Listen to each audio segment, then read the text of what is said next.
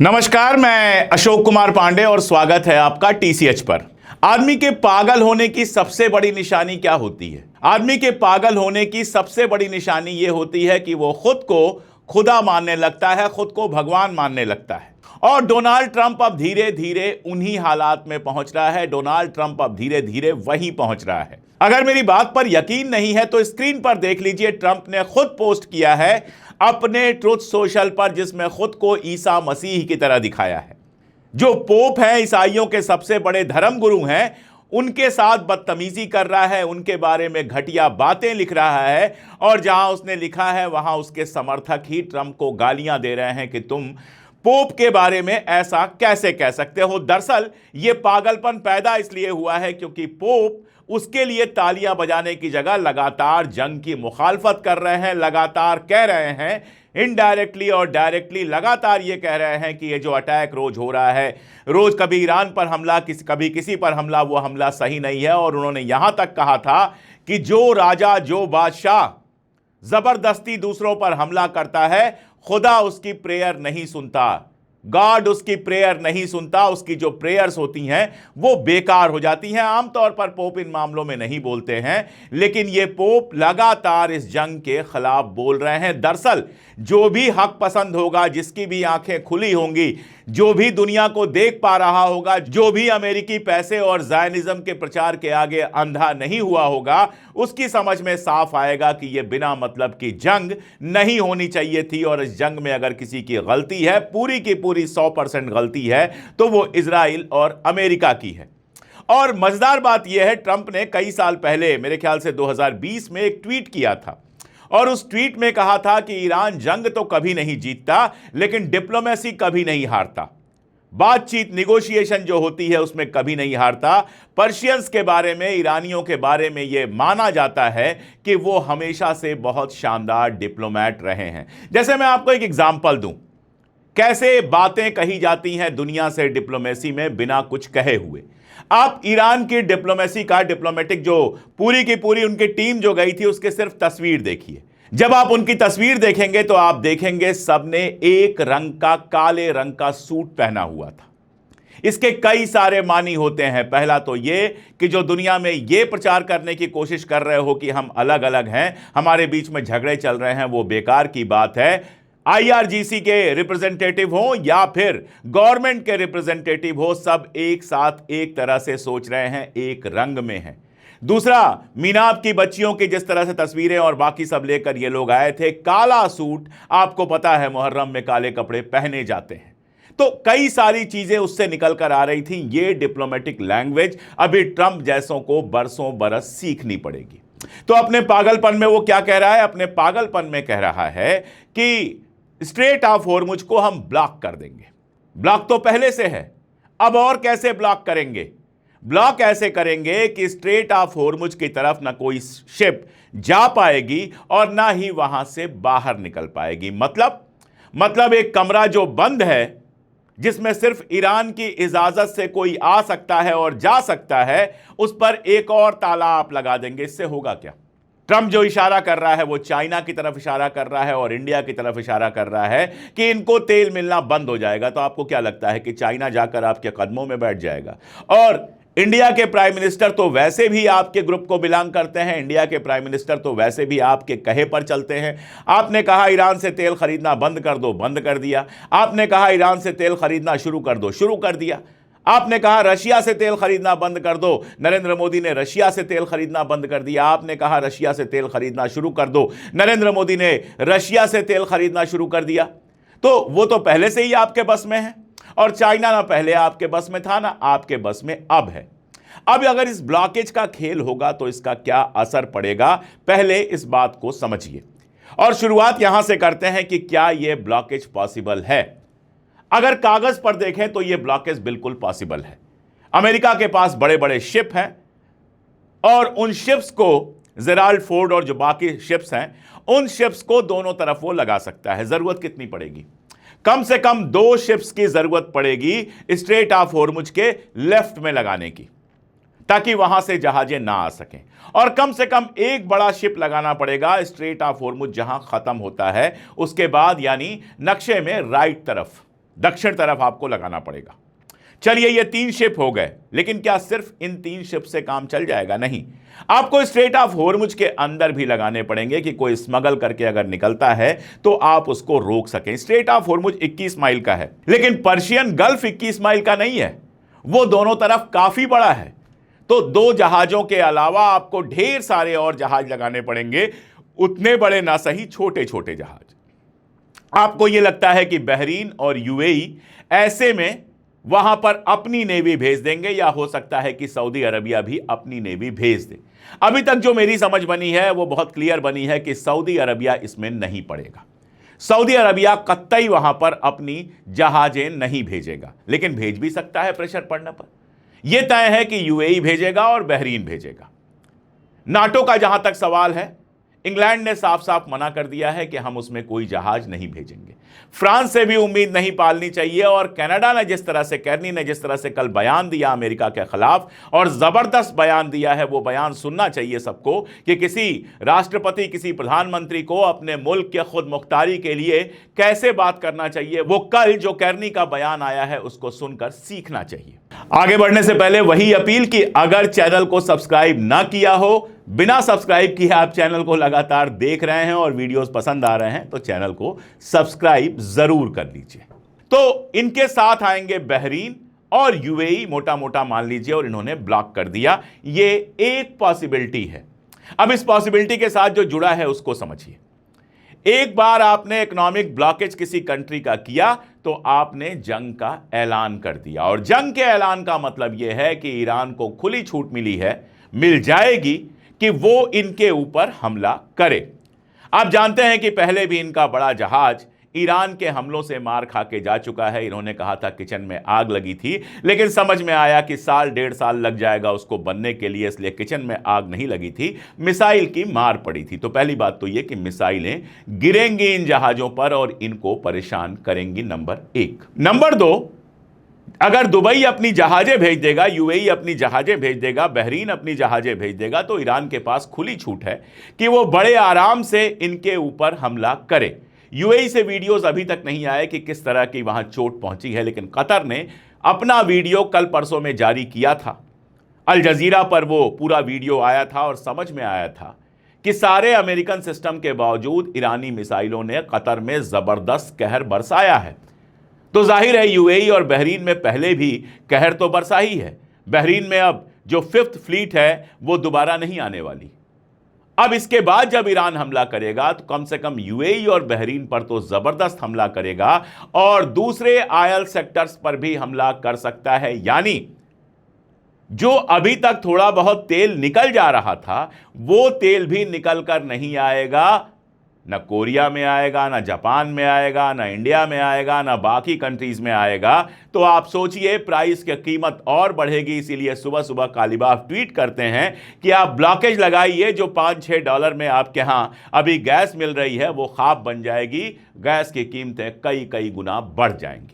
तो सारी दुनिया में जिस ऑयल प्रॉब्लम से बचने के लिए स्ट्रेट ऑफ होर्मुज खुलवाने पर लगे हुए हो, वो प्रॉब्लम और ज्यादा बढ़ जाएगी, क्योंकि तेल कहीं से आएगा नहीं। आगे सुनिए, अगर ऐसा होता है तो सारे इम्कान इस बात के हैं कि बाब अल मंदेब को भी हौथी बंद कर देगा।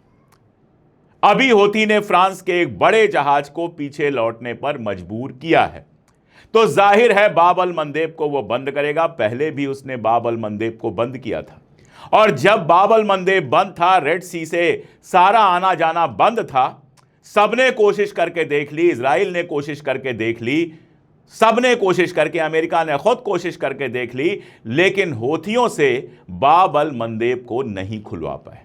बाब अल मंदेब के बंद होने का मतलब है कि जो बचा खुचा तेल वहां से आता था वो भी बंद हो जाएगा। और इजराइल के लिए बड़ी मुसीबत इसलिए होगी क्योंकि इजराइल का बहुत सारा माल बाब अल मंदेब से ही जाता है और आता है। तो अभी तो इनके हाथ से स्ट्रेट ऑफ होर्मुज निकला है, बाब अल मंदेब भी इनके हाथ से निकल जाएगा अगर इन्होंने ब्लॉक किया। यह मोटा मोटा ब्लॉकिंग को समझना चाहिए। 3 पॉइंट में समझिए। पहला पॉइंट, क्या यह मुमकिन है? बिल्कुल मुमकिन है। यह कहना कि मुमकिन नहीं है बेकार की बात है। जंग होगी, मिसाइलें बरसेंगी, लेकिन मुमकिन है, इसमें कोई दो राय नहीं है कि अमेरिका के पास दुनिया की सबसे मजबूत नेवी है। उसका एक हिस्सा यहां पर लगाया जा सकता है, बहरीन यूएई की मदद ले जा सकती है और उसको ब्लॉक किया जा सकता है। नंबर 2, क्या यह ब्लॉकेज सस्टेनेबल है? नहीं है सस्टेनेबल, क्योंकि दुनिया में प्राइसेज इतनी ज्यादा बढ़ जाएंगी और अमेरिका के अंदर प्राइसेज इतनी बढ़ जाएंगी कि ट्रंप के लिए इसका सामना कर पाना बहुत मुश्किल होगा। ऑयल मार्केट गड्ढे में जाएगी, एशिया में भी और उसके बाद अमेरिका में भी। और तीसरी बात कि इसके और क्या असर होंगे, तो इसका असर यह होगा कि जंग दोबारा शुरू हो जाएगी और ईरान और ताकत के साथ अटैक करेगा कम से कम यूएई और बहरीन पर, और बाकी जो ऑयल सेक्टर है उसके ऊपर भी हमला कर सकता है। इजराइल पर हमला तो करेगा ही। अब यह नाकेबंदी का खेल मेरी समझ में क्या आ रहा है उसको देखिए। संडे की शाम को, हिंदुस्तान के टाइम के हिसाब से संडे की शाम को, यानी अमेरिका में आप कह सकते हैं संडे की सुबह यह ट्वीट किया गया। अब इसका असर यह होगा कि मंडे की मार्केट जो अभी खुली है और असर दिख रहा है, एशियन मार्केट्स में जबरदस्त गिरावट नजर आएगी। इसके बाद हम दिन में बात कर रहे हैं, मैं इस समय वीडियो कर रहा हूं तो 11-12 बज रहे हैं।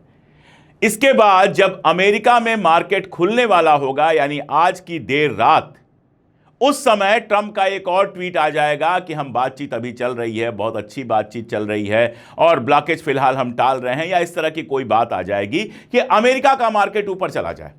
इसके बीच में जबरदस्त इनसाइडर ट्रेडिंग हो जाएगी ताकि ट्रंप के लोगों को जबरदस्त फायदा हो जाए। तो एशिया का मार्केट डूब जाए उसके लिए वो ट्वीट किया गया, और अमेरिका का मार्केट बढ़ जाए इसके लिए एक और ट्वीट किया जाएगा या एक और ट्रू सोशल आएगा। दोनों तरह से ट्रंप जबरदस्त पैसा कमा सके, एशिया का मार्केट डुबो सके और वहां का निकलने वाला पैसा अमेरिका के मार्केट में लग सके और इनसाइडर ट्रेडिंग करके इसके आसपास के लोग जबरदस्त पैसा कमा सकें। इसलिए इस तरह की बात की जा रही है, ये मुझे लगता है। और दूसरा, जहां तक बातचीत का सवाल है, मेरा मानना है कि कम से कम अभी एक राउंड की बातचीत और हो सकती है। बातचीत की जितनी डिटेल्स आई हैं, अगर आप उनको देखिए तो उसमें क्या है, उसमें मामला यह है कि सारा मामला जीरो एनरिचमेंट पर फंसा हुआ है। असल में मामला क्या है कि जिनेवा में जिन बातों पर ईरान सहमत हो गया था क्योंकि वो जंग को टालना चाहता था, अब ट्रंप वही लागू करवाना चाहता है। ट्रंप ऐसे बिहेव कर रहा है जैसे उसने जंग को जीता हो। 95% नहीं, 90% नहीं, पूरा 100% चाहिए। हकीकत यह है, दुनिया जानती है और दुनिया मानती है कि इस जंग को ईरान ने जीता है। तो जब जंग उसने झेल ही ली, इतना नुकसान झेल ही लिया, अपने सुप्रीम लीडर की शहादत को देख ही लिया, तो अब वो उन बातों को क्यों माने जो जिनेवा में जंग टालने के लिए मान रहा था। इसलिए वो 0% एनरिचमेंट पर किसी भी हाल में तैयार नहीं है। अब मैं आपको याद दिलाऊं कि ओबामा के टाइम में ईरान के साथ एक समझौता हुआ था, और वो जो समझौता हुआ था उसमें 0% एनरिचमेंट की बात भी मानी गई थी। उसमें IAEA हर हफ्ते आकर जांच करेगा, इसकी भी मांग मानी गई थी। सारी बातें ईरान ने मान ली थी और उसको भी ट्रंप ने आते ही कैंसिल कर दिया, और अब फिर वही सब कुछ मनवाने के लिए ईरान के ऊपर प्रेशर बना रहा है। ईरान अभी तक बहुत सारी चीजें इसलिए मानता रहा क्योंकि वो जंग नहीं चाहता था। वो नहीं चाहता था कि देश के अंदर तबाही आए, वो नहीं चाहता था कि मासूम बच्चे, औरतें और लोग मारे जाएं, क्योंकि वो जानता है कि अमेरिका और इजराइल सिविलियंस की हत्या करने में बिल्कुल चूकते नहीं हैं। लेकिन अब जब आपने जंग थोप ही दी और उसने दुनिया को दिखा दिया कि 40 दिन तक चली जंग में उसको झुकाया नहीं जा सका, और 400 दिन की जंग में भी वो झुकने वाला नहीं है, जब उसको भी अपने दोस्तों की समझ आ गई कि कौन कौन से मुल्क हमारे साथ हैं और किस हद तक हमारी मदद करेंगे। आप देखिए, रिपोर्ट आती है कि चीन का जो रोल है इस जंग में, वो जितना कहा जा रहा है उससे ज्यादा है, और ये मेरा भी मानना है। रशिया पजेश्कियन की कल ही बात हुई है पुतिन के साथ, तो उसको भी अपने दोस्त पता है। आप इधर ब्लॉकेज करोगे, कैस्पियन सी तो खुला हुआ है, रशिया के साथ ट्रेड तो चलता ही रहेगा। आप चाइना के ब्लॉकेज की बात कर रहे हो, चाइना के पास रशिया से तेल आ जाएगा, पहले से भी तेल है। हाँ, हिंदुस्तान के लिए वाकई दिक्कत होने वाली है कि तेल कहां से आएगा, यह प्रॉब्लम होने वाली है, लेकिन चाइना को कोई दिक्कत नहीं होने वाली है। चाइना के पास अच्छा खासा तेल है और रशिया से तेल आता रहेगा, इसलिए चाइना को कोई प्रॉब्लम नहीं होने वाली है। ईरान को प्रॉब्लम होगी, अपना तेल बेच नहीं पाएगा, लेकिन कैस्पियन सी के थ्रू रशिया के साथ उसका ट्रेड चलता रहेगा, हथियार भी आते रहेंगे और बाकी चीजें भी जाती रहेंगी। और इसके अलावा समंदर के अंदर अभी उसका इतना तेल है कि उसकी जो कीमत वसूल होगी उससे ही कम से कम 6 महीने ईरान शांति से चलता रहेगा। तो बहुत सारी चीजें हैं। इसलिए ईरान फिलहाल वो मांगे क्यों मानेगा जो जिनेवा में मानने को वो तैयार था, या जिसकी बिना पर उसने ओबामा के साथ समझौता किया था। जाहिर है अब वो एक विनर की पोजीशन से बात कर रहा है, एक जीते हुए मुल्क की पोजीशन से बात कर रहा है। अगर ट्रंप के उस ट्वीट को दोबारा याद कीजिए तो उस समय ट्रंप कह रहे थे कि ईरान कभी जंग नहीं जीतता लेकिन निगोशिएशन नहीं हारता। अब तो वो जंग भी जीत चुका है तो निगोशिएशन कैसे हारेगा। पेजेश्कियन का एक ट्वीट आया और बहुत कायदे का ट्वीट था, जिसमें वो कहते हैं, अगर एक लाइन में कहूं तो कहते हैं, अगर समझौता करना है, डील करनी है तो इज्जत से बात करना सीखो। ये जो रोज बदतमीजियां करते हो इससे डील नहीं होती। और ये होगा, आप देखिएगा, डील करने के लिए अगर डील होगी तो इज्जत से ही होगी। ईरान जीरो एनरिचमेंट पर नहीं मानेगा, क्योंकि ये भी समझिए, जीरो एनरिचमेंट का या 60% एनरिचमेंट का केवल एटम बम से लेना देना नहीं है, न्यूक्लियर बम से लेना देना नहीं है। उसका लेना एनर्जी की जरूरतों से भी है, उसका लेना बहुत सारी चीजों से है।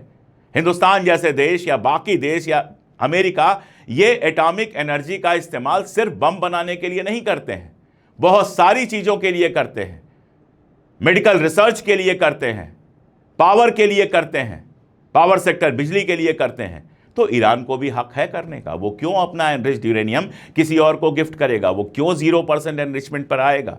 एनपीटी साइन किया है उसने और उसने ये बात साफ की है कि हम न्यूक्लियर बम नहीं बना रहे। आपको इसको मानना पड़ेगा। नहीं मानेंगे तो चीजें जैसे चल रही हैं वैसे ही चलती रहेंगी। आप ये सोचिए कि सिर्फ इजराइल के कहने पर यह सारा तमाशा हो रहा है। कहा यह जा रहा है कि जब बातचीत चल रही थी उस समय भी नेतन्याहू के साथ जेडी वांस की बातचीत हुई थी। यानी नेतन्याहू चाहता है कि कैसे भी ऐसी शर्तें ला दी जाएं जो ईरान ना माने और जंग शुरू हो जाए। आप सोचिए, उसके संसद में जो नेशनल सिक्योरिटी काउंसिल है उसका चेयरपर्सन है और सरकार का हिस्सा है, फॉगेल नाम है उसका, वो ट्वीट करता है जिसका मतलब यह होता है कि डोनाल्ड, अगर जंग करनी है तो हमला करो, डक मत बनो, बत्तख ना बनो। सीधे मजाक उड़ाता है डोनाल्ड ट्रंप का, वहां का एक अदना सा नेता। यह हैसियत कहां से आई इजराइल के पास? एप्स्टीन फाइल से आई या कहीं और से आई? यह तो अब हम नहीं कह सकते, आप बेहतर समझते हैं। एक अदना सा नेता इजराइल का डोनाल्ड ट्रंप को डक कह रहा है, बत्तख कह रहा है। डक का मतलब जीरो भी होता है, जो क्रिकेट जानते हैं, क्रिकेट खेलते हैं, वो डक जीरो भी कहा जाता है। यानी कह रहा है या तो हमला करो और जीरो मत बनो। पूरा इजराइल का जो लीडरशिप है वो लगातार भड़का रहा है हमला करो, क्योंकि वो जंग चाहता है और उसकी औकात नहीं है कि अपने दम पर ईरान के साथ लड़ाई लड़ सके। अभी जो खर्चे का आ रहा है कि millions of dollar, billions of dollar Israel का खर्च हुआ है, अगर अमेरिका और बाकी जगहों से मदद ना मिले तो उसके लिए सरवाइव करना मुश्किल हो जाएगा। एक और बड़ी मजेदार खबर आई है, हंगरी से आई है। विक्टर ऑर्बन हंगरी के राष्ट्रपति हुआ करते थे पिछले 16 साल से।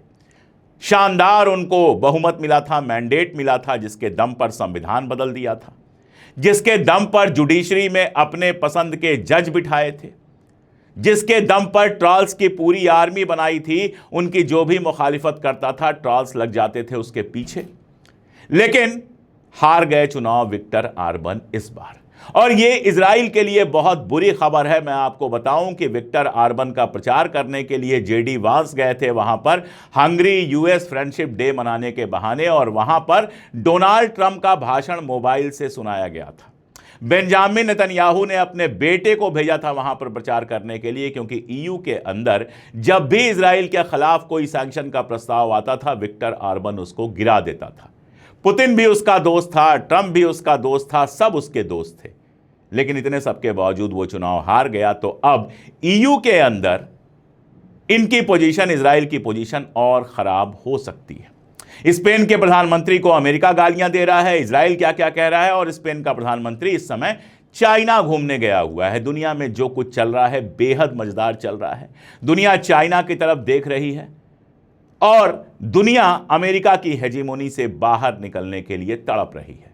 एक आर्टिकल को कोट करके अपनी बात खत्म करूंगा। अमेरिका के एक अखबार का आर्टिकल कहता है कि अब कोई भी ट्रंप से डरता नहीं है, और आज ट्रंप का अगर ये हाल हुआ है कि सब उसको मजाक समझ रहे हैं, कोई उससे डर नहीं रहा है, उसके अंदर के जो कैंट जैसे लोग लगातार कह रहे हैं कि इजराइल के दबाव में तुम ये सारा कुछ कर रहे हो। टकर कार्लसन कह रहा है कि मुझे ट्रंप पर दया आती है जैसे किसी भी स्लेव पर यानी गुलाम पर दया आती है, क्योंकि वो इजराइल का गुलाम बन गया है।